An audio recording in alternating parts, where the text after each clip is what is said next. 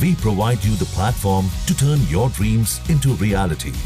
Give wings to your aspirations with KR Mangalam University. Pakistan के आतंकियों के खिलाफ चलाए गए भारत के ऑपरेशन सिंदूर की चर्चा दुनिया भर में हो रही है। तमाम देशों ने ऑपरेशन सिंदूर का लोहा माना, लेकिन शायद भारत के कुछ नेताओं के मन में सवालों का सिलसिला खत्म होता नहीं दिख रहा। देश में कई विपक्ष के नेता इस पर सवाल उठा रहे हैं। जहां ऑपरेशन सिंदूर पर राहुल गांधी ने जयशंकर से सवाल पूछे, तो दूसरी तरफ पवन खेड़ा पीएम मोदी पर हमलावर दिखे। अब इसी कड़ी में एक और नेता ने तो केंद्रीय गृह मंत्री अमित शाह को इस हमले के लिए जिम्मेदार ठहराते हुए इस्तीफे की मांग कर दी है। दरअसल शिवसेना यूबीटी नेता संजय राउत ने ऑपरेशन सिंदूर को फेल बताया है। संजय राउत ने एक प्रेस कॉन्फ्रेंस को संबोधित करते हुए कहा कि ऑपरेशन सिंदूर पूरी तरह फेल रहा, लेकिन राष्ट्रहित में विपक्ष इस पर ज्यादा बात नहीं करना चाहता। ऑपरेशन सिंदूर इसलिए शुरू किया गया क्योंकि आतंकवादियों ने पहलगाम में 26 निर्दोष लोगों की हत्या कर दी थी। आगे संजय राउत ने कहा कि पहलगाम में हमला हुआ, इसके लिए केंद्रीय गृह मंत्री अमित शाह जिम्मेदार हैं। इसके प्रायश्चित के तौर पर अमित शाह को अपने पद से इस्तीफा दे देना चाहिए। पीएम मोदी को अमित शाह को कैबिनेट से हटा देना चाहिए। संजय राउत यहीं नहीं रुके, उन्होंने कहा कि पहलगाम के आतंकी आखिर अब कहां हैं? उन्हें गुजरात में छिपाया गया है या दाहोद में? उन्होंने कहा कि मोदी जी गुजरात में रैली करके बहुत गरज रहे हैं, लेकिन आपकी सरकार के कारण ही महिलाओं का सिंदूर उजड़ा है।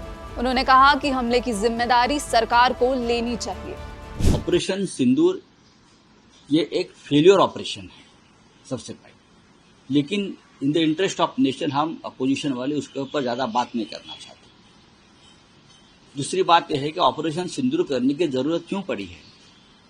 इसलिए कि पहलगांव में 26 हमारी माता भगिनी का सिंदूर उजाड़ दिया आतंकवादियों ने। उसके लिए जिम्मेदार देश के गृह मंत्री अमित शाह है, और उसका प्रायश्चित लेने के लिए अमित शाह जी ने अपने पद से इस्तीफा देना चाहिए। ये मैं बार बार कहता हूं, नहीं तो प्रधानमंत्री जी ने कर्तव्य पालन में चूक हो गई, इसके लिए अमित शाह का इस्तीफा लेना चाहिए, उनको मंत्रिमंडल से बर्खास्त करना चाहिए। और ये अमित शाह कल आकर हमको ज्ञान दे रहा है मुंबई में। आप जिम्मेदार हो। ऑपरेशन सिंदूर ने ये सिंदूर जो उजाड़ दिया हमारे महिलाओं का, कहां है वो आतंकवादी? क्या आपने गुजरात में छुपाया है, क्या दाहोद में छुपाया है? कल मोदी जी दाहोद में थे ना, जिस दाहोद में औरंगजेब का जन्म हुआ है गुजरात में, वहां से कल बड़ी बड़ी गर्जना कर रहे थे ये लोग। लेकिन जिम्मेदार आप है, आपकी वजह से ये हमारे महिलाओं का, माताओं का, बहनों का सिंदूर उजाड़ दिया, तो आप प्रायश्चित लेकर इस्तीफा दीजिए। इसी पर अब पलटवार करते हुए बीजेपी की ओर से शहजाद पुनेवाला की प्रतिक्रिया सामने आई है।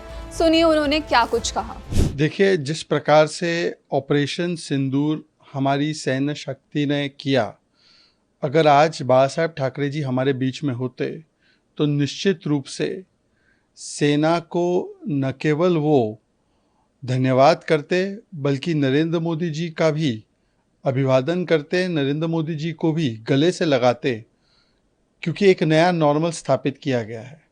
पहली बार न्यूक्लियर देश में घुसकर 9 आतंकी कैंप तबाह करना, 11 मिलिट्री बेस तबाह करना, 100 से ज़्यादा आतंकी मारना, तो मुझे लगता है कि ये तो न्यू नॉर्मल स्थापित किया।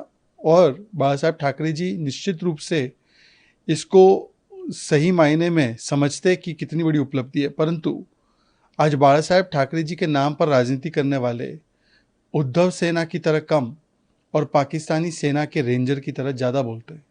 और इसीलिए ऑपरेशन सिंदूर मिलिट्री स्ट्राइक के बाद जो डिप्लोमेटिक स्ट्राइक की जा रही है, पाकिस्तान को बेनकाब किया जा रहा है, तब वो उसको बारात बोलते हैं, टूर एंड ट्रैवल बोलते हैं। ऑपरेशन सिंदूर पर कांग्रेस लगातार हमलावर है और जयशंकर से सवाल उठा रही है, और अब पवन खेड़ा ने भी सवाल उठा दिए। इसके बाद अब संजय राउत ने सवाल उठाए हैं। इस पर आपकी क्या प्रतिक्रिया है, हमें कमेंट बॉक्स में जरूर बताइए। और ऐसी ही खबरों और वीडियोस के लिए जुड़े रहिए दैनिक जागरण के साथ।